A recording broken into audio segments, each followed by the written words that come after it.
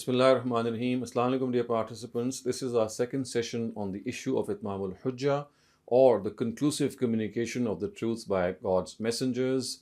In the first episode, we discussed about the statement of the law and the mechanism of the law as has been found in the Quran.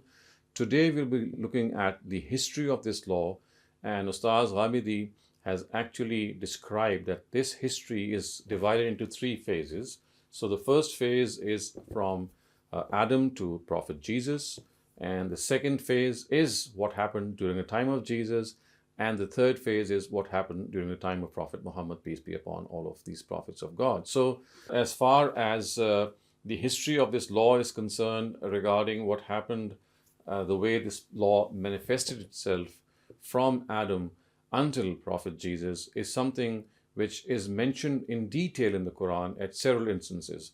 But Ustaz says that in Surah Hud, which is the 11th surah of the Quran, verses 25 to 109, which is like 75 and more than 75 odd verses, they describe the major prophets which came starting with Adam until Jesus himself, and describe how this law of Itmam al-Hujjah took its shape. So I'm just going to read out a translation of Surah Hud and verses 25 to 109. And this in itself is something which will depict the first phase of history, which, as I said, begins with Adam and ends before the arrival of Jesus, peace be upon them. In a similar way, we had sent Noah as a messenger to his nation. He said to the people of his nation, I am an open warner for you, and you would worship no one but God. If you do this, I fear for you the torment of a painful day. At this, the chiefs of his nation, who were disbelievers, said, We consider you as only a person like us, and we only see the lowliest among us blindly following you. We do not think that you have any superiority over us. In fact, we are thinking of you as a blatant liar. Noah replied, People of my nation, just think, if I am on a clear argument from my Lord, then he has also blessed me with his special mercy, and you could not see that. So should we forcibly stick it on you when you have an aversion to it? O people of my nation, I am not asking for any wealth from you for this service, that I should be compelled to accept everything you say. My reward rests with God only, and in order to please you, I am never going to turn out those who have accepted faith.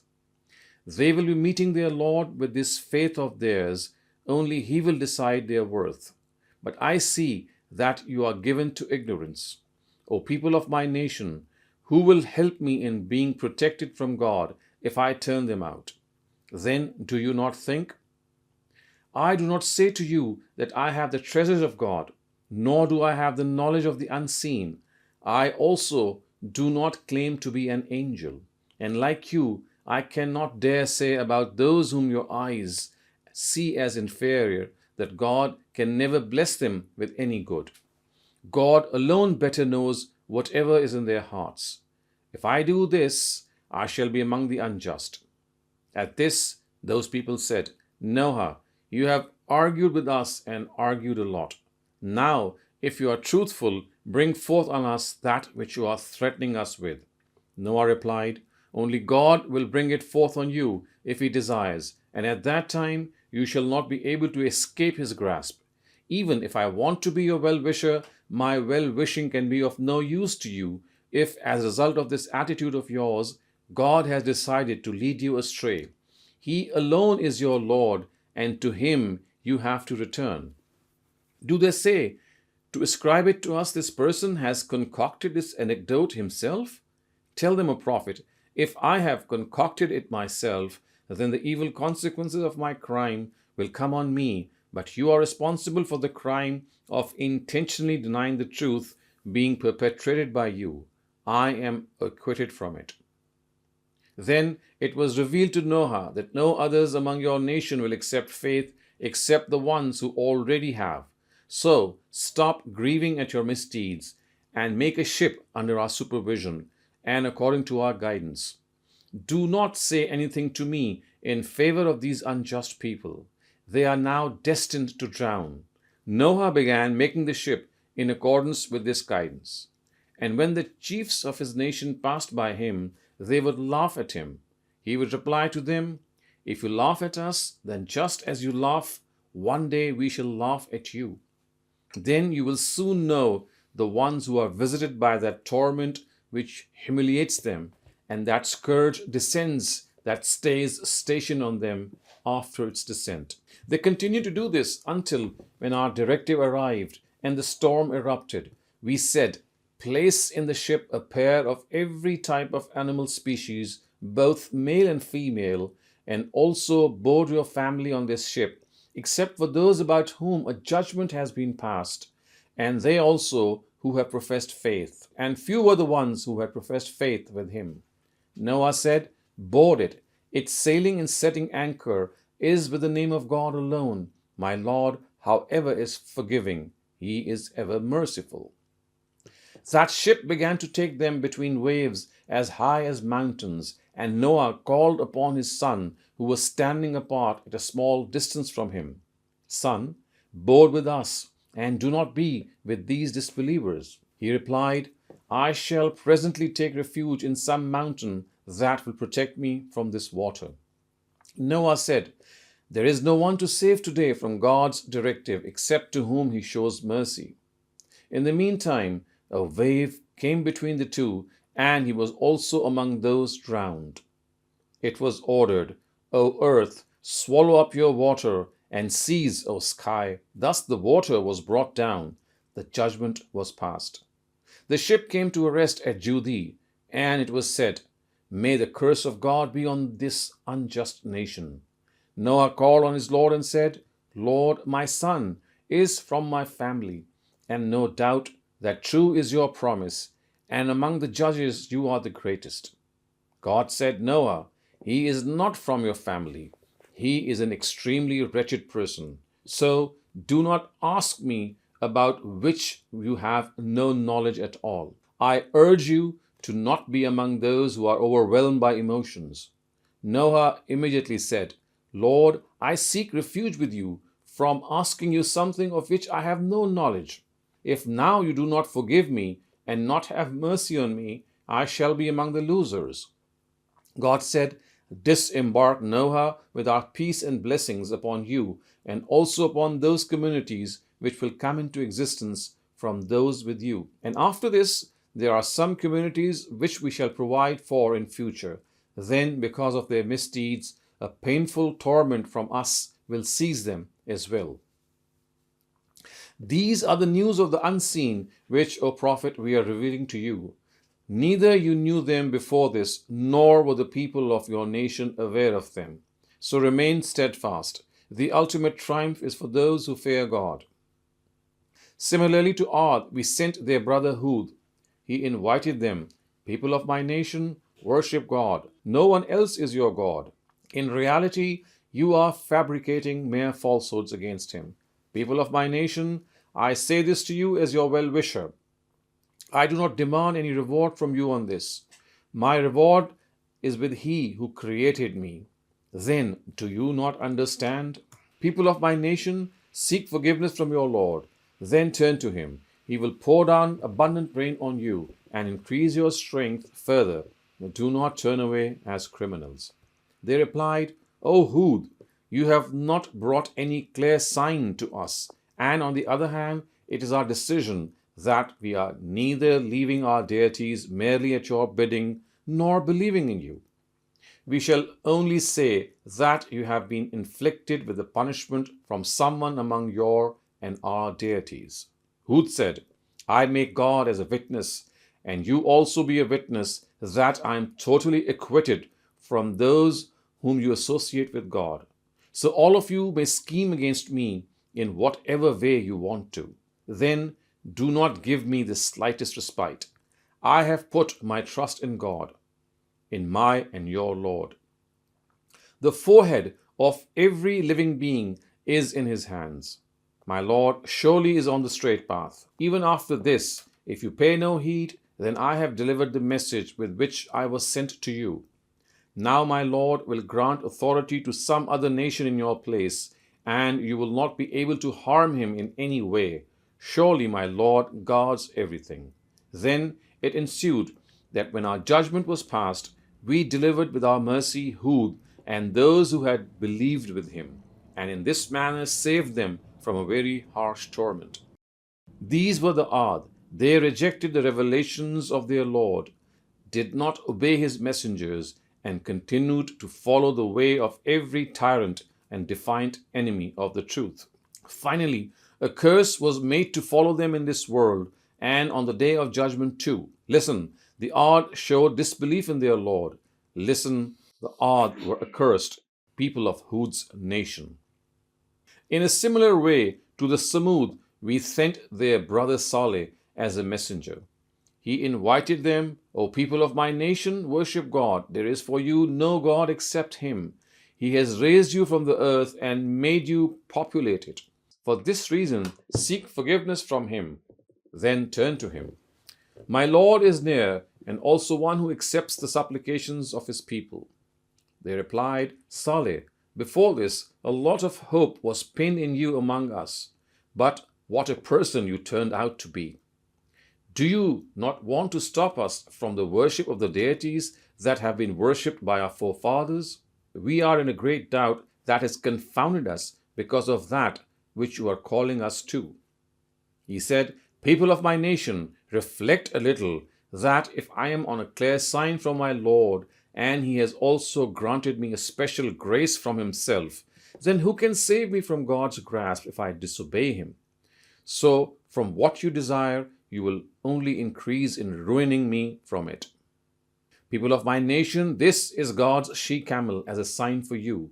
Thus leave it, that it may graze in the land of God, and do not touch it with any evil intention, otherwise a torment will soon visit you.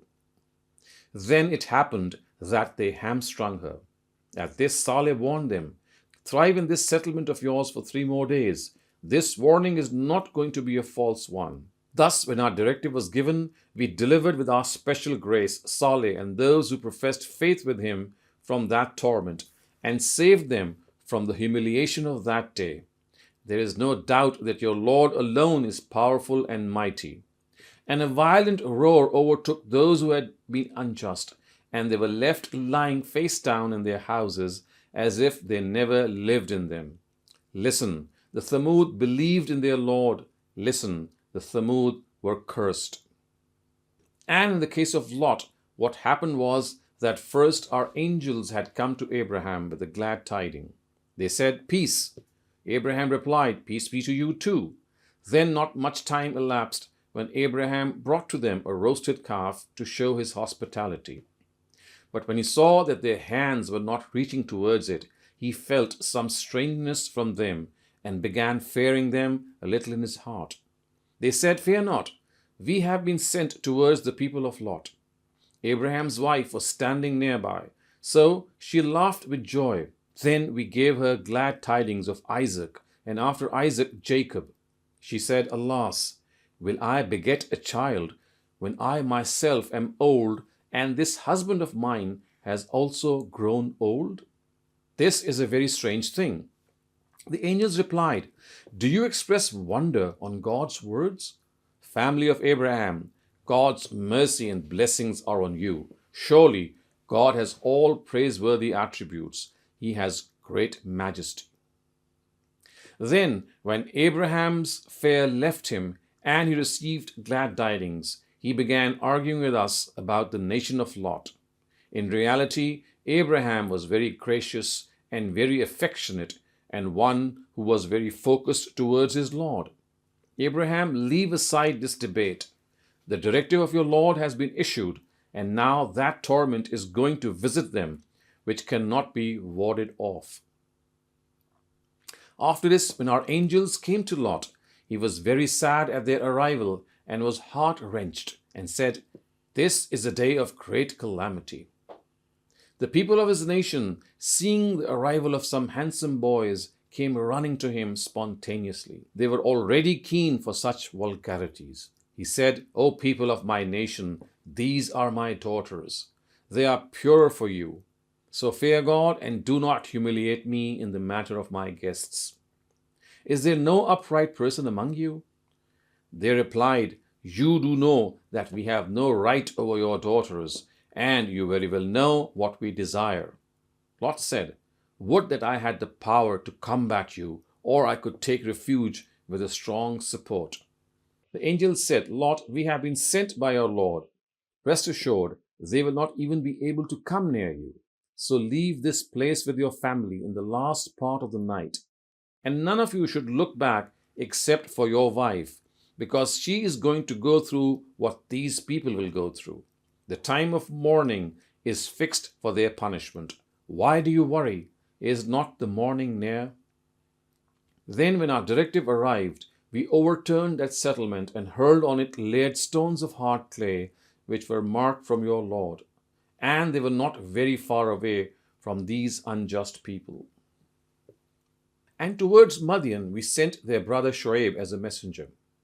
He invited them, People of my nation, worship God. You do not have any deity except Him, and do not weigh and measure less. I see you in prosperity, but I fear for you the torment of the day which will surround you. People of my nation, weigh and measure with full fairness, and do not give things to people by lessening them, and do not go about spreading disorder in the land. Only the profit given by God is better for you if you are true believers. My responsibility is to only make you understand, and I have not been deputed as a keeper on you. They replied, O Shoaib, does your prayer teach you that we leave those which our forefathers used to worship, or we should not use our wealth the way we want to? In your view, all people of the past and present were foolish and misguided, and among us the only wise and upright person left is you. He replied, People of my nation, just think, if I am on clear evidence from my Lord, then He has also provided me with a goodly sustenance in the form of revelations from Himself. So what except this should I invite to? By opposing you, I myself certainly do not want to do what I am stopping you from. I only want to set right affairs as much as I can. I shall receive its urge from God only. I have trusted Him alone, and I turn to Him only.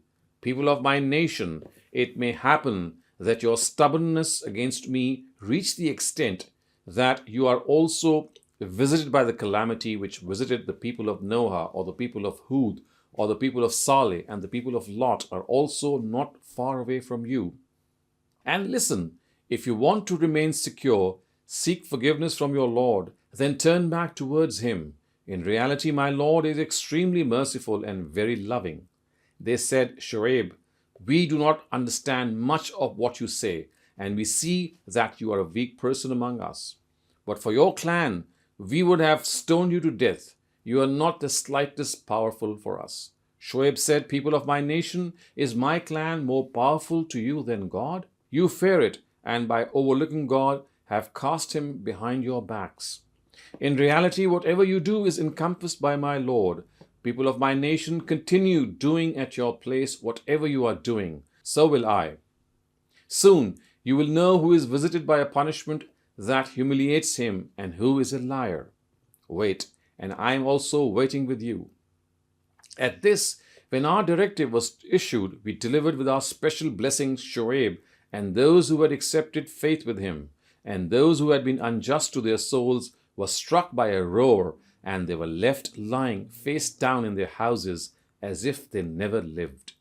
Listen, the people of Madian were also cursed the way the Thamud were. In a similar way, we had sent Moses to the Pharaoh and his chiefs as a messenger with our signs and a clear proof. Then they obeyed what the Pharaoh said, even though what he said was not correct. On the day of judgment, he will be in front of his people and will lead them to hell. What an evil place in which they will descend. A curse followed them in this world and also in the hereafter. What an evil reward were they given. These are the accounts of the settlements we are narrating to you. Some of them are standing, and the produce of some has been reaped. We were not unjust to them. In fact, they had been unjust to themselves. Then, when the directive of your Lord was issued, their deities whom they invoked besides God were of no benefit to them. They also increased them in ruin.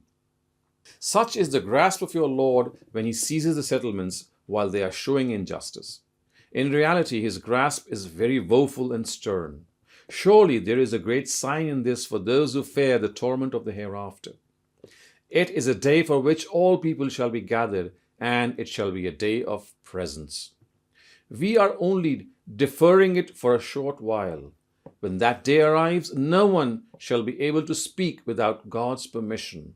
Then among people some shall be unfortunate and some fortunate. So those who are unfortunate shall land in hell.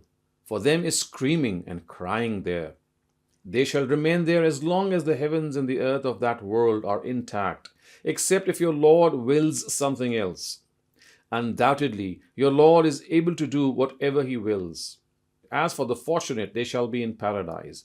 They shall abide in it as long as the heavens and the earth of that world are intact, except if your Lord wills something else, as a grant from him that shall never cease. So, O Prophet, do not be in any doubt about what they worship. They are worshipping the way their forefathers before them worshipped. It is our decision that we too shall give them their share in full, without any reduction. So, viewers, you can clearly see that as far as this first phase is concerned, Surah Hud recounts the incidents of the lives of various prophets of God who were messengers of God. It recounts how they presented their message before their nation and how, when their nation stubbornly denied them, they were punished by God. So we have seen the accounts of Noah, we have seen the accounts of Lot and Moses, of course, and the Ad and the Samud, Hud and Saleh were sent, and of course Moses as well, and Abraham also is mentioned. So all these messengers of God are described in this passage. And the way this description has taken place, Ustad Ghamidi says that the first phase of the history of this law of Itmam al-Hujjah can clearly be gauged that it was a phase in which messengers of God were sent to their nations, and when their nations denied them deliberately, intentionally, then they were punished in this very world by various natural calamities and disasters. In our next episodes, we'll look at how this phase progressed into the second one, when Jesus was sent to the face of this earth, peace be upon him. And later on, the third phase also, we shall look into detail as to how Prophet Muhammad, when he was practicing his ministry, when he was commissioned for this responsibility, how this law of Itmam al-Hujjah took its place. And finally, viewers, we will end this discussion on reviewing the consequences of this all-important law of Itmam al-Hujjah.